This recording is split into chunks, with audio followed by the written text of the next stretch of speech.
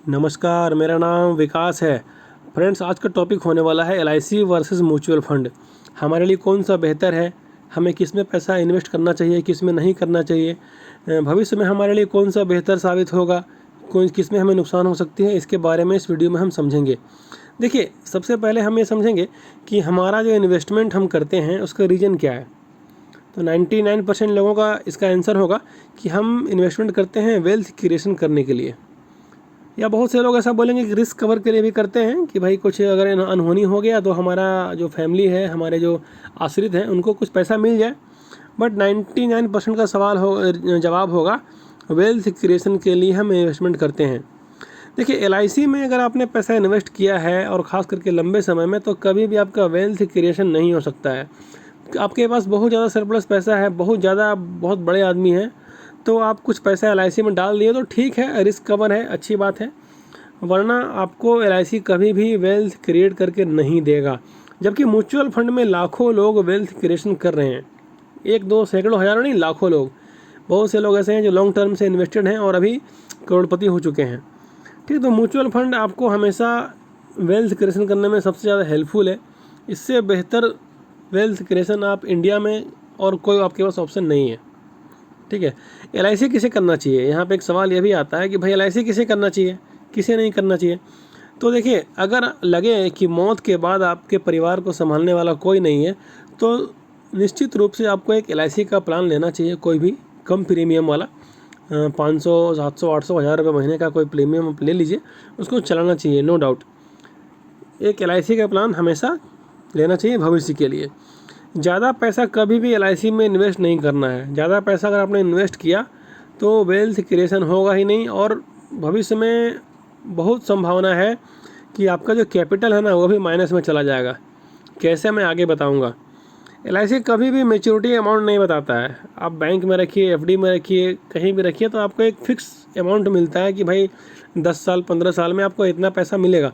देखिए, mutual fund में नहीं बताता है, लेकिन म्यूचुअल फंड का जो प्रीवियस रिकॉर्ड ये कहता है कि स्मॉल कैप वाले फंड्स ने 20% से ऊपर का CAGR मेंटेन किया है लंबे समय में। बट एलआईसी कभी भी ये सब बात नहीं बताएगा, न ही आपको मैच्योरिटी अमाउंट बताएगा।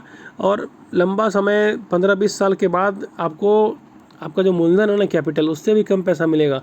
उस समय आप क्या करेंगे, उससे लड़ाई झगड़ा करेंगे क्या? कुछ नहीं कर पाएंगे आप। लॉन्ग टर्म में सेविंग अकाउंट से भी कम इंटरेस्ट मिलेगा, इस बात की गारंटी है। अगर आपके अगल बगल में आपने खुद एलआईसी किया होगा तो आप समझते होंगे, जो लोग नहीं किए होंगे उन्हें भविष्य में पता चलेगा। जो मतलब कर लिए हैं, मैच्योरिटी कभी नहीं हुआ आज तक। मैंने खुद एक एलआईसी का प्लान लिया था फ्रेंड्स, उसको मैं तोड़ करके क्वांट के स्मॉल कैप वाले फंड में इन्वेस्ट किया हूँ। बताऊँगा मैं आपको कभी अगले वीडियो में। वो अभी मेरा पैसा अच्छा खासा बढ़ रहा है। ज़्यादातर प्लान में कैपिटल से भी कम मिलेगा, एलआईसी की इस बात की गारंटी है। लंबे समय में कभी वो मैच्योरिटी अमाउंट लिखेंगे नहीं, और 20 साल के बाद आप उससे लड़ेंगे नहीं।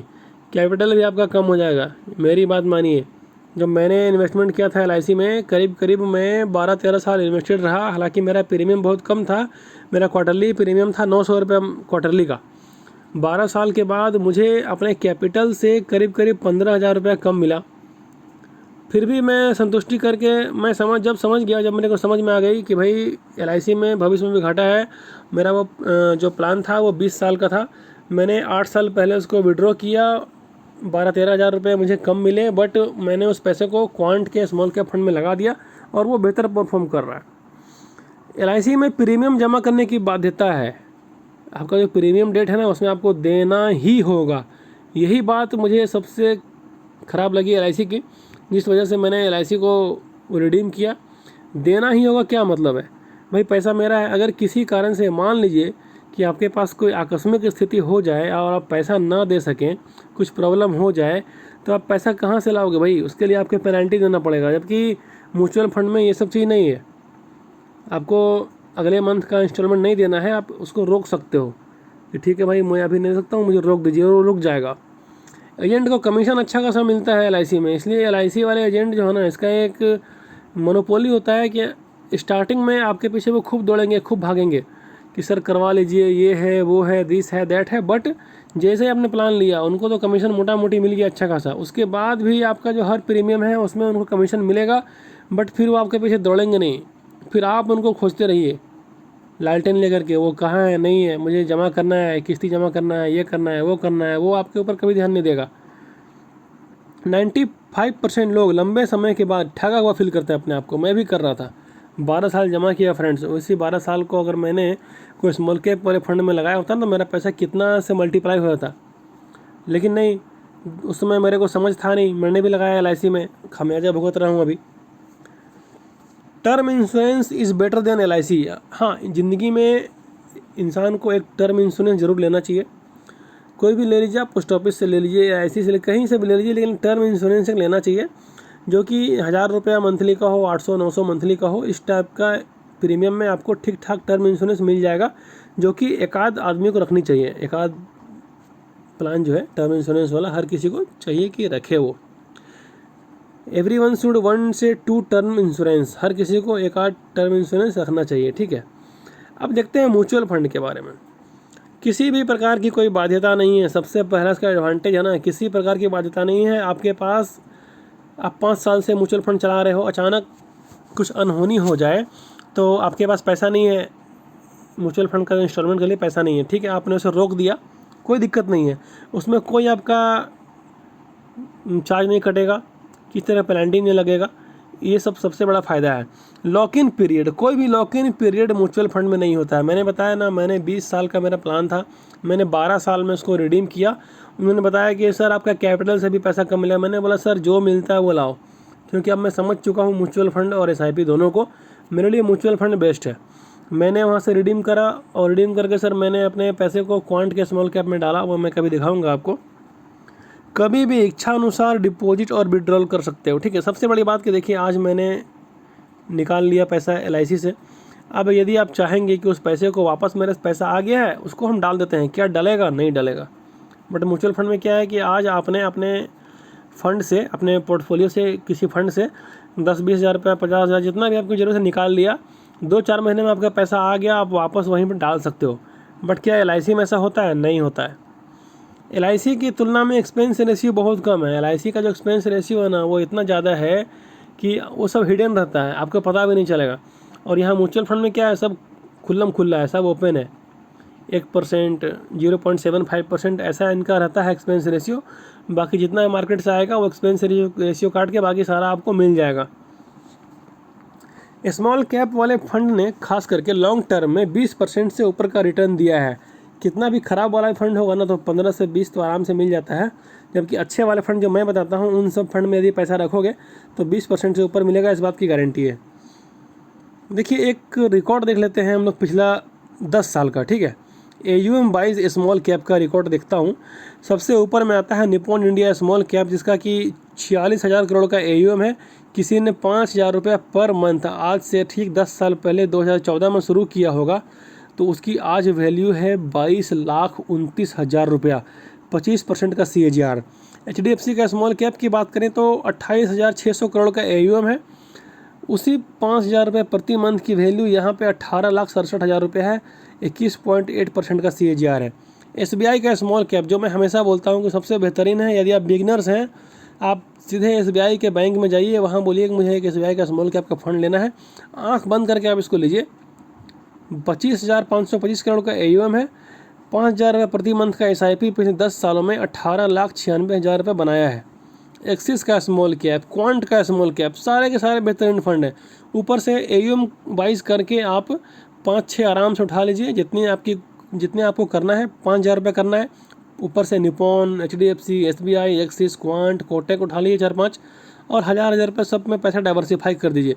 देखिए, जो सबसे ख़राब वाला है ना, आदित्य बिरला सन लाइफ, वो भी फिर 10 सालों में 15.5% का CAGR मेंटेन कर रहा है। अब देखते हैं, आज कुछ कमेंट्स की बात करते हैं। एक हमारे सब्सक्राइबर भाई ने कमेंट किया है, सर जी राम राम, आपकी वीडियो बहुत मोटिवेट करती है। सर मुझे SIP स्टार्ट करना है। SBI small cap 20,000, HDFC small cap 20,000, Nippon small cap 10,000। क्या ये सब फंड्स ठीक है लॉन्ग टाइम के लिए, 10 से 15 साल के लिए? प्लीज़ सर सजेस्ट करें। देखिए भाई, आपने तो ऑलरेडी सबसे बढ़िया वाला जो फंड है उन सबों को छांट रखा है, इसमें और कोई सजेशन देने की ज़रूरत नहीं है। तीनों के तीनों फंड बहुत अच्छा है। बट एक सजेशन मेरा है कि 50,000 रुपये महीने का आपको करना है तो 20-20 और 10 जो आप बता रहे हो ना, इसमें 10-10 करके 5 फंड आप ले लीजिए। वो कौन सा ले लीजिए, यहाँ से देखिए, निपॉन ले लीजिए 10,000, 10,000 HDFC, 10,000 SBI, 10,000 एक्सिस और 10,000 क्वांट। क्योंकि जितना ज़्यादा फंड आप लेंगे स्मॉल कैप वाले फंड्स में, उतना ज़्यादा आपका पैसा डाइवर्सिफाई हो जाएगा, आपका रिस्क कम हो जाएगा। ठीक है, अगले कमेंट की बात करते हैं। सर मैं 10,000 रुपीज़ म्यूचुअल फंड में इन्वेस्ट करना चाहता हूँ, कौन कौन सा फंड बेटर होगा सर, प्लीज़ हेल्प मी। आप स्टार SIP के ऐप पे या वेबसाइट पे जाइए और 6 नंबर पे स्मॉल कैप कैटेगरी में जाइए और AUM वाइज देखिए, नंबर 1, नंबर 2, नंबर 3 पे जो आता है ऊपर से 4-5 बढ़िया वाला फंड, उन सभी फंड में आप आंख बंद करके पैसा लगा दीजिए, सबसे बेस्ट होगा आपके लिए। 15 लाख लमसम इन्वेस्ट करने के लिए 2 स्कीम बताओ, बताया ना, SBI का स्मॉल कैप, इनको तो 1 टाइम करना है 15 लाख, सबसे बेस्ट रहेगा HDFC का स्मॉल कैप, एक्सिस का स्मॉल कैप और क्वांट का स्मॉल कैप, तीनों में 5-5 लाख रुपए डाल दीजिए, बहुत बेहतरीन है। सर आप कहाँ से हो, बहुत टैलेंटेड पर्सन हो, हर चीज़ को अच्छी तरह समझाते हो आप। बस भाई आप लोगों का सपोर्ट और प्यार है, सपोर्ट ऐसे ही बनाए रखिए, मैं हमेशा आपके कमेंट का जवाब देता रहूँगा और SIP से संबंधित वीडियोस आपके लिए लाता रहूँगा। म्यूचुअल फंड में ज़्यादा प्रॉफिट मिलेगा या सुकन्या समृद्धि में? भाई इसके लिए भी मैंने एक बहुत जल्द मैं इसका वीडियो बनाऊँगा, म्यूचुअल फंड वर्सेस सुकन्या योजना। आंख बंद करके आप म्यूचुअल फंड में पैसा लगाइए, ये बहुत बेस्ट है, सुकन्या से तो कई गुना पैसा आपका ज़्यादा इसमें ग्रोथ करेगा, इस बात की मेरी गारंटी है। Hello sir, my present portfolio direct growth plan, Parag Parikh में 2,000, क्वांट मिड कैप में 3,000, निपॉन इंडिया स्मॉल कैप में 3,000, लॉन्ग टर्म 15 ईयर्स। सर ठीक है या कुछ सुधार करने की ज़रूरत है, प्लीज़ टेल मी। देखिए आपका सारा का सारा प्लान बढ़िया है, इसमें से कहीं भी चेंज मत कीजिए। अधिक से अधिक आपको लगता है तो क्वांट का जो मिड कैप आपने लिया है, इसको आप क्वांट का स्मॉल कैप में कन्वर्ट कर दीजिए। लॉन्ग टाइम आपके पास 15 ईयर का समय है, तो आराम से क्वांट का स्मॉल कैप में डाल दीजिए उस पैसे को, मिड कैप से हटा करके। बाकी आपके सारे फंड्स बेहतरीन है, भविष्य में आपका पैसा इतना ग्रोथ करेगा ना, अगर आप 10-15 साल में इन्वेस्टेड रह गए कि आप खर्च नहीं कर पाओगे। फ्रेंड्स म्यूचुअल फंड SIP के बारे में कुछ जानने के लिए इसी तरह से आप मेरे इस नंबर पर व्हाट्सअप कर सकते हैं। यदि आपकी वीडियो पसंद आई तो वीडियो को लाइक करें, शेयर करें और चैनल को सब्सक्राइब करें। फ्रेंड्स आपसे मिलते हैं अगले वीडियो में, तब तक के लिए बाय और जय हिंद दोस्तों।